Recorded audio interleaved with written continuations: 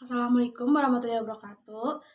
Perkenalkan, kami dari kelompok Pakar 8 ingin mempresentasikan sebuah tema atau sebuah materi dengan judul analisis tingkat seismitas dan resiko kegempaan tektonik berdasarkan nilai variasi spasio temporal wilayah Bali dan Nusa Tenggara.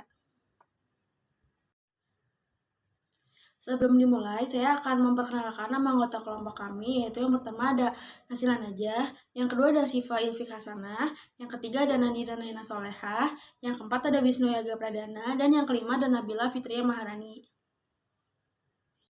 Selanjutnya ada pendahuluan. Bali dan Nusa Tenggara termasuk wilayah rawan gempa karena berada di zona tumbuhan lempeng dan adanya patahan Flores Back Arcturus. Beberapa gempa besar seperti tahun 2004 dan 2021 menunjukkan tingginya potensi bahaya di wilayah ini.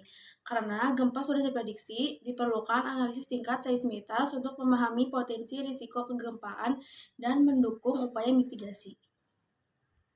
Tujuannya untuk mengetahui kondisi kegempaan di Bali dan Nusantara, terus menghitung parameter seismimetrik, menganalisis pola ruang dan waktu aktivitas gempa, menganalisis wilayah dengan potensi gempa bumi besar, menyediakan informasi dasar untuk mitigasi, dan data pengamatannya itu diamati dari tanggal 1 Januari 1973 sampai 1 Januari 2023. Wilayahnya itu ada di Bali dan Nusa Tenggara. Kriteria itu gempanya 5 derajat. Kedalamannya 7 sampai 663 km. Praola dasar. Slide ke-7. Hasil kumulatif dan momen rilis. Grafik kumulatif menunjukkan lonjakan energi setelah gempa besar. Lonjakan energi tercatat setelah gempa tahun 1992, 1996, 2004, dan 2021. Hal ini menandakan pelepasan energi seismik yang signifikan pasca gempa besar. Slide ke-6. Distribusi gempa. Adapun nilai magnitude of complex MC sama dengan 5, nilai B-value sama dengan 1,1 plus minus 0,04 mendekati teori bahwa rata-rata B-value sama dengan 1. Nilai A-value sama dengan 8,45 dengan nilai tahunan 6,75. Hasil menunjukkan lebih banyak gempa kecil dibanding gempa besar.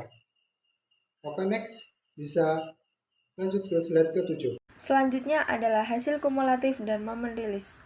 Hasil analisis kumulatif menunjukkan adanya lonjakan energi yang cukup signifikan setelah terjadi beberapa gempa besar di wilayah Bali dan Nusa Tenggara. Lonjakan energi ini tercatat pada gempa yang terjadi di tahun 1992, 1996, 2004, dan 2021. Setiap kali terjadi gempa besar, grafik momen rilis memperlihatkan peningkatan yang sangat tajam. Hal ini menandakan bahwa terdapat pelepasan energi seismik dalam jumlah yang besar. Dengan kata lain, gempa besar berperan penting sebagai mekanisme pelepasan energi yang sebelumnya telah lama terakumulasi di bawah permukaan bumi. Jadi, secara sederhana dapat dikatakan bahwa gempa besar merupakan peristiwa penting yang membantu melepaskan akumulasi energi seismik di wilayah ini. Selanjutnya adalah hasil variasi spasial. Berdasarkan nilai analisis, diketahui bahwa nilai A-value berada pada kisaran 4 hingga 16, sedangkan B-value berkisar antara 0,5 hingga 2,5. Wilayah dengan nilai rendah teridentifikasi di beberapa lokasi, yaitu Lombok Utara, Bima, Sumbawa, Sumba Utara, Nusa Tenggara Timur bagian utara, serta Laut Flores. Nilai rendah ini mengindikasi adanya akumulasi energi seismik yang tinggi di wilayah tersebut.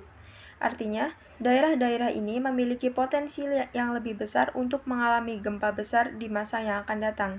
Dengan demikian, analisis variasi spasial ini dapat membantu kita dalam memetakan area-area yang beresiko tinggi sehingga dapat dijadikan perhatian lebih dalam upaya mitigasi bencana. Nah, di sini aku akan ngejelasin hasil dari variasi temporal dan densitas.